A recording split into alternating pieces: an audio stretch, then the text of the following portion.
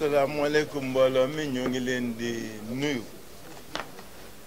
ku ci nekk ci turam ak santam te à chaque fois que ñu tasee ñu rafetlu seen teewaay ak seen taxawaay parce que ñun ak yéen benn lañu ñoo bokk li ñuy wut mooy jëriñ askan wi liggéeyal ko taxawal ko ñun ci suñu wàll yéen ci seen wàll suñu premier point de presse bu année 2023 yàlla nañu yàlla may ñun ñëpp ñu fekkee bu 2024 incha allah fekke ko ci tal fekke ko ci wér fekke ko ci dal fekke ko ci man fekk ko ak xel mu leer nañ au nom de la conférence des leaders de Yewwi Askan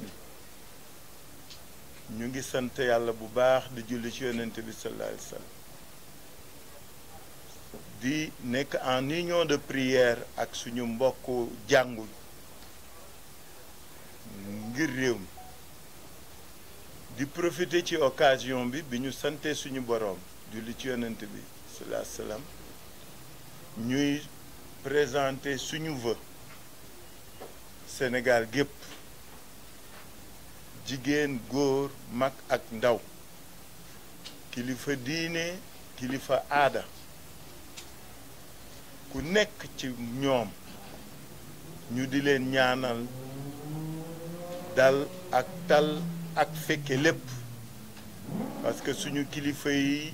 ñooy suñuy wayjur ñooy suñuy kilifa ñooy suñuy àndandoo seen taxawaay ci réew mi seen toogin bi ñu nekk ca fu nekk fa nga ne mooy socle bi nga xam ne mooy dëgëral nation bi mooy dëgëral état bi nga xam ne ñun ñëpp moom lañ bokk donc ku nekk ci ñoom muy ñi ci jullit yi muy ñi ci jàngu bi muy ñi ci aada bi ku nekk ñu ngi lay ñaanal yàlla fëgg sa bopp di dëgëral sa tànk nga di ñu gunge ba ci kanam a kanam parce que seen dund seen nekkin seeni ñaan ak seen jëfin am na njëriñ askan bi yàlla na leen fi yàlla bàyyi ñu gërëm leen sant leen parce que Yewwi Askan Wi dafa ne askan wee ko tax jóg askan wi ñamu yaakaar wóolu leen jiital leen ginnaaw yàlla ak yonent beeg seeni wayjur mooy sëriñ soosu donc ñu ngi leen di sant ci nañu ñu taxawoo ci nañ ñuy xelale ci nañ ñuy defale ñuy gërëm nag di sant askanu Sénégal 2021 2022 surtout 2022 ont été des moments d'épreuve pour Yewwi Askan Wi mais aussi pour askan wi pour Yewwi Askan Wi parce que xam ngeen ci li ñu dugg génn ko muy élection législative yu jaxasoo investiture yu metti élection yu doy waar ñu ciy gërëm askan wi parce que nag malgré mettit ba coono bi jafe-jafe yi ñoom wóolu nañ ñu jox leen seen bopp jox ñu seen bopp ba yàlla may ñu ndam jooju ñu jox yàlla nañu yàlla may doole xel ak tal buñ ko mérité ci loolu lañ ne mais kàddu yi tey pour gërëm askanu Sénégal gépp la màggal leen wax leen ni ñoom ñoo ñu ñor ñoo tax ñuy dox ñoo tax ñuy daw ñooy tax ñuy xuloo moo tax ñuy ci dox booboog wax ji ñuy mettitlu bu baax ñi nga xam ni wàññeeku nañ ci ci feebar ñii wàññeeku ci xeex bi nga xam ni moom la ñu jublu ku nekk ci ñoom sa njaboot say mbokk sa ñi la yaakaar ñëpp ñu ngi leen di jaale di leen massawu di massawu ñëpp surtout ngeen may ma insister ci góor ak jigéen ñi nga xam ne dañu àndoon ak ñun ci xeex bi te ci xeex bi la ñu ñàkke seen bakkan naam yàlla mooy dogal dee yàlla rek moo yor dee yàllay rey keneen du rey kuy jéem rey it da ngay jéem rek yéene nga am ak bëgg-bëgg mais yàlla mooy rey mais yàlla dafa am fu mu awale seen génnub àdduna metti na dëgër na ñoo ngi koy jaale seeni mbokk seeni xarit seeni ñoñ di leen wax ni loolu yàlla teg leen ba ñu teel wàcc liggéey te yaakaaruñ ko woon ñu wax leen ne daañu fexe ba mérité confiance bi nga xam ne ñoom moom la ñu amoon ci ñun yaakaar ak yéene bi ñu amoon ci ñun ba mu jaral leen ñu daanu ci yoonu xare yal na leen yàlla xare àjjana mais surtout seen yéene ak seen yaakaar yal na ko yàlla mottali 2022 a été une année très difficile pour suñuy camarades parce que nguur gi ñu ko séqal dafa naa tëj ak rey dafa leen yomb lool ñaata nit ñoo nekk kaso ñaata ci ñoo xam ni tëjewuñ leen kaso lu dul opinion wax seen xalaat doxe ko jëfe ko c'est dommage que le Sénégal ait fait cette régression immense c'est pas en arrière là le pays ne le mérite pas yaakaaroon nañ ni ci réew mi kenn dootu fi tëj nit kaso ngir li mu xalaat ngir li tax muy xeex malheureusement ils sont des dizaines et des dizaines de femmes et d'hommes yoo xam ni ñu ngi ci kaso bi tëdd ñuy wax ñooñu ni leen li tax ñu dem fa nous en avons conscience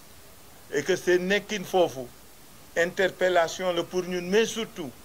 incitation la à continuer le combat pour que ëllëg ñoom ñu bañ rëccu lu tax ñu dem foofu parce que la tax ñu dem fa gëm-gëm la yéene la yaakaar la ñun ñi fi desagum parce que kat ñii kenn xamul fu ñu jëm ak ñoom ñun ñi fi desagum on fera en sorte que ñooñu bañ rëccu lu tax ñu def seen njaboot seeni xarit seeni am di jàmm ñu di leen mettitlu aussi loolu dal leen mais di leen wax ni xeex bi en Afrique dans nos systèmes démocratiques malheureusement képp ku dugg ci politique na nga sóor ni suñu gars yi saa yu ñu tiitee rek am na ñu defee donc ñooñu tëju kaso ñooñu ñu tëj kaso ñu ngi leen di massawu di leen wax toute notre solidarité jiital ci ñi mujj dem mooy les 2 députés de Yewwi na nit ñi bàyyi di wax député pur c'est des députés de Yewwi ils portent nos couleurs ils partagent nos convictions et ils se sont battus dans ce sens-là Mamadou ak Massata c'est des otages du ñu ay victimes de c'est des otages dañ leen téye ngir li ñu gëm dañ leen téye ngir xeex bi ñuy xeex Pape Alé Niang nga xam ne gaynde xare la nekkaloon fi ku ne nekkoon ci lu ne tey ñu naan il est dans un état je n'ose même pas le qualifier en tout cas yàlla na yàlla fëgg boppam mais may wax Macky Sall président Macky Sall su Pape Alé Niang dee kaso defe naa dootul mën xool askan wi ci bët mais dana am ñoo xam ne ñu nag moom la woon démb ak Pape Alé Niang dootul leen mën xool ci bët Pape Alé Niang su demee kaso liggéeyam rek la te liggéey ba mu daan défendre président Macky Sall ak Macky Sall candidat ak Macky Sall politicien défendre ko bépp politique ak bépp kuy xeex ngir réew mi c'est de la même manière qu'il a continué ce combat et c'est pour cette raison et uniquement cette raison-là lañ ko tëjee kaso boole ci nag tous les autres camarades les responsables les militants de la société civile ñoom prof Omar Diagne ñoom Xurum Xaaf ñépp ñu di leen wax ni le tax ñu caabi féete leen ginnaaw ñu nag ñoom ñoo ko partagé et nous allons le porter à nos militants yi nga xam ni comme ñi mujj dugg léegi suñu doomi ñoom Fadiloo consort ku nekk ci ñoom ñu wax la ni la li tax ngeen dem kaso ce ne sera pas vain incha allah parce que on ne renoncera pas et on ne se reniera pas li tax ñu bokk di ànd xeex moom la ñuy continuer xeex donc ñooñoot mënuñu wax tey fii ci at mii di door mu waroon leen fekk seen biiri njaboot mu fekk leen feneen ñu di leen wax ni seen combat ce ne sera pas vain. di wax aussi di gërëm sénégalais yi parce que lu ñu dugg rek ñu ngi ci ak ñoom lu ñu dugg rek fekk si nañ ñi bi at mi di jeex proposé woon nañ leen programme boobu moo doon la wax nañ leen ko le 30 décembre xeexu société civile bi le 31 décembre avec le concert des casseroles et le 6 janvier bii ñu jublu dans quelques jours le rassemblement qu'on va tenir inchallah à la place de l'obélisque. loolu day wane rek ni fas yéene nañu continuer xeex bi parce que ñii ñu ko digaaleel xamuñu lu dul lool xamuñu jàmm sante xamuñu maslaa xamuñu dara moo tax tey ñu bég trop ci turu ñi fi ne ak ñi fi nekkul di jàmmaarloog askanu Sénégal di leen ndokkale di leen ñaanal mais di leen gërëm te di leen appeler nag à une mobilisation soutenue jusqu'au départ de Macky Sall en 2024. ma jox parole nag les différents leaders qui vont intervenir ki jiitu di Déthié Fall. Président Khalifa Ababacar Sall, président de la conférence des leaders. di am mbégte di dellu si fii jàkkaarloo ak sénégalais yi à travers la presse bi nga xam ni ñoo ngi saluer seen présence di am mbégte jàkkaarloo ak sénégalaises yi ak sénégalais yi comme ni ko président defee léegi di leen souhaiter nos meilleurs vœux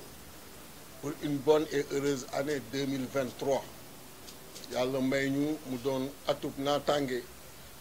may ñu gudd fan ak wér ba lii ñu sumbandoo muy développement Sénégal ñu mën ko atteindre di féliciter la presse pour mobilisation am di leen wax nag ni kàddu yi du ci gudd ndaxte li ci am solo président Khalifa wax na ko dañuy ñëw rek bamtuwaat ko mooy wax population sénégalaise yi ñu fexe ba détermination bu ñu amoon benn ci 2022 ñu fexe ba am que 10 ci 2023 di saluer nag détermination wu 2022 yi parce que ñaari mbir yu am solo jaar na fi te sénégalais yi ñoom ñoo ko liggéey biir réew ak bitim réew muy élection locale yi ak élection législative yi nga xam ni 2022 wane na à la face du monde que le président Macky Sall est devenu minoritaire ci biir Sénégal loolu 2022 acté na ko 2022 aussi acté na malheureusement beaucoup de secousses acté na beaucoup de torsions acté na beaucoup d'harcèlement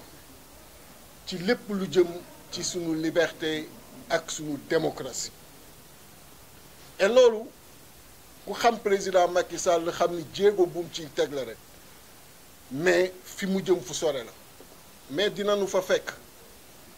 parce que tey toog ci Sénégal ñu naan la ku mel ne Pape Alé Niang ku nekk xam taxawaayam ci Sénégal ci démocratie ak liberté de la presse liberté d'opinion de façon générale nga naan tey yaa ngi koy tëj ba ñu naan état de santé am jag naag jagul yow nga mën a taxaw seetaan xam nga yàlla daf ñu may ñu fekke lu bare parce que nag ku def 18 ans de présence sur la scène politique doo ci ku ndaw Pape Alé moom mu tëj tey 2011 président Macky était là amul lu mu waxul jëmale ko ci Pape Alé ci lu rafet amul lu mu waxul jëmale ko ci Pape Alé ci lu rafet et fàttali dafa baax parce que président Macky Sall dama foog ni dafa am daal benn disque de formatage bu nekk palais bu formaté cerveau bi yépp ba dara desatu fa li woon démb mooy vous vous souvenez le 31 décembre 2011 bi discours président Ablaye Wade xawee yéex kan moo nekkoon ci plateau wu Pape Alé Niang c'était le président Macky Sall moom la Sénégalais yi suivre ce jour-là muy dérouler di développer en son temps ñu bare ñemewuñu woon def lu ñu mel mais muy jàmbaar ci démocratie jàmbaar ci liberté offrir un tel plateau au président Macky Sall te nit mën na jàpp ni li ko may mu yegg si plateau boobu ca la bokk parce que discours du président Ablaye Wade yéexoon na ñëw Sénégalais yi ñoo ngi scotché taxaw di xaar et Pape Alé mais Macky Sall tout le monde l'écoute mais tey fàtte na loolu boo demee ku nu mel nga xam ni kenn mënu la wax fii la féete wala féetewul fale li muy def mooy fexe ba renforcer les libertés fexe ba renforcer la démocratie nga mën a seetaan ñu koy tëj weer ak lu weesu nga ñëw ñu naan la état de santé am baax na état de santé am baaxul nga taxaw noppi di seetaan loolu doy na waar mais mbir day toll fi nga xam ni dootul mbiru kenn mbiru njëpp la parce que tey ku toog seetaan li dal Pape Alé xamal ni yaa ngi seetaan suñu démocratie yaa ngi seetaan suñuy liberté moo tax ñuy féliciter la société civile li ñu jot a def ci loolu di féliciter toutes les organisations de la presse ci initiative yi nga xam ni jël nañ ko mais di demander encore les Sénégalais ñu continuer mobiliser wu pour que président Macky Sall mën a connaître ses limites c'est la même chose pour nos deux députés Massata Samb et Mamadou Niang 6 mois ferme pour ay députés yi nga xam ni on n'a même pas gisoo fenn fu ñu soucier woo ci lever wu seen immunité parlementaire on n'en parle même pas ça veut dire que c'est comme si l'immunité parlementaire aujourd'hui est passée à perte et profit dans ce pays-là ça n'existe plus en réalité maintenant on nous parle d'une peine de 6 mois ferme non mais wax fa dëgg yàlla kuy wax rek ndëkk dëgg tax laa jóg xam nga ni 6 mois ferme ëpp na ci peine bu nu mel mais loolu dañ koy continuer di ko accepter ba kañ gis nga xam nga nit bu la cëralee da nga koy cëral fii ay responsable la fi toog danoo def conférence de presse yu bare amul ku rafetlu acte bi ñëpp dañu condamner la violence mais ñëpp renvoyer sur la cause pour ne pas s'arrêter sur les conséquences mais nga ñëw 6 mois ferme à 2 députés sans passer par la levée de leur immunité parlementaire xam nga lii lu tax muy baax tout le temps ñu koy répéter mooy des fois on présente l'opposition comme une opposition violente et li koy indi rek mooy sa réaction mais duñu mos a fàttaliku les actions qui ont précédé la réaction alors qu'on est une opposition je le répète encore une fois très responsable président Macky Sall gën a bëgg Sénégal bi ñaata détenu politique tey la ñuy compter da ngay tracer bëgg def liste bi da ngay am sax difficulté pour am le nombre exact parce que am na ñi nga xam ne arrêté nañ leen ñoo ngi continuer di leen wër pour mën leen boole sur la liste actuellement ñoo ngi établir la liste avec le président avec toute la conférence des leaders pour dem seeti famille yu bépp détenu politique ku ci xam keneen ki nga xam ni échappé nañu nga wax ñu ko parce que décidé nañu dem seeti leen mais dama bëgg sénégalais yi taxaw ñu bare ci 31 décembre bi ñoo ngi doon xaar ndax président Macky Sall dina wax ci 3e candidature bi ñu ci bare dama leen du ci wax parce que le président Macky Sall n'a pas un génie propre mais il a l'intelligence d'éviter les erreurs de ses prédécesseurs de faire éviter les erreurs de ses prédécesseurs dans l'opposition ba yegg au pouvoir et il va encore essayer d'éviter les erreurs de son prédécesseur au pouvoir pour jéem a maintenir mais du am parce que il va pas vouloir dire tout de suite que je suis candidat à la 3e candidature pour mobiliser toute l'opinion contre lui pendant 1 an. Il ne le fera pas. Mais ñun ñooy xam ni ce qui doit nous mobiliser, c'est pas ce qu'il va dire. Ce qu'il doit nous mobiliser, mooy les actes qu'il pose. Les actes qu'il pose contre les leaders de l'opposition, les actes qu'il pose contre la société civile, les actes qu'il pose contre les populations sénégalaises éprises de justice, de paix et de démocratie. Mais li mu sóoraale wul ma koy fàttali léegi di ko fàttali sénégalais yi ngeen bàyyi ko xel parce que dégg ngeen kenn ci ñoom mu ni conseil constitutionnel la ñuy xaar bu conseil constitutionnel waxee ñu wax mais li ñu xamul te mu nekk ci code électoral bi ma bëgg sénégalais yi jàpp ko bu baax mooy diggante bi parrainage am na avant ñuy dem conseil constitutionnel parrainage daf fiy jaar te parrainage bu ñëwee bu fekkee ni Macky Sall mooy seen candidat daanu jël feuille dem wutali ko parrain mois d'août ku nekk daanu xam kuy candidat Benno Bokk Yaakaar ak ku dul candidat bi. Il voulait éviter l'erreur de Wade, ne pas le dire, mais il sait pas que yàlla koj na ko ci li nga xam ne moo ko dugalal boppam. Et les Sénégalais seront édifiés. Donc ñooñu di wax conseil constitutionnel il ne maîtrise même pas le code électoral. Le code électoral dans son application ci volet parrainage va dire très bientôt kan mooy le candidat de Benno Bokk Yaakaar. Donc moo tax ma ni ne ñëpp mobiliser wu parce que il est hors de question que muy présenter sa 3e candidature. Pourquoi ma koy wax parce que tey Yewwi Askan Wi gis ngeen communiqué bi mu def ci plan d'action bi nga xam ni taxawal na ko un rassemblement populaire le 6 di ci inviter tous les Sénégalais di rappeler aussi président Khalifa da ko omettre que rassemblement boobu Sénégal la mais partout dans la diaspora partout dans la diaspora la ñu demander rassemblement bi et vraiment di féliciter la diaspora parce que yéen ñëpp umpale wu leen ni pratiquement depuis 45 jours li ci ëpp ci diaspora bi laa nekk seen mobilisation elle est exceptionnelle partout où tu passes Maroc, Espagne, Italie, Grèce, Belgique, France, États-Unis, partout où tu passes, les Sénégalais sont mobilisés. Di leen rappeler que le 6 également, comme ni ñu ko defee ci concert de casserole bi, nañu def ce rassemblement partout pour que l'opinion internationale, en plus de l'opinion nationale, xam ni le président mooy lu mu ko jaral nañu ko. Parce que sunu engagement du engagement pour sunu ay intérêt bopp engagement la pour askan wi te askan wi toll nañu ak moom toll nañu ak ñoom fi nga xam ni lépp li war ci ñun jóg nañu pour jox ko askan wi ça il faut qu'il l'intègre.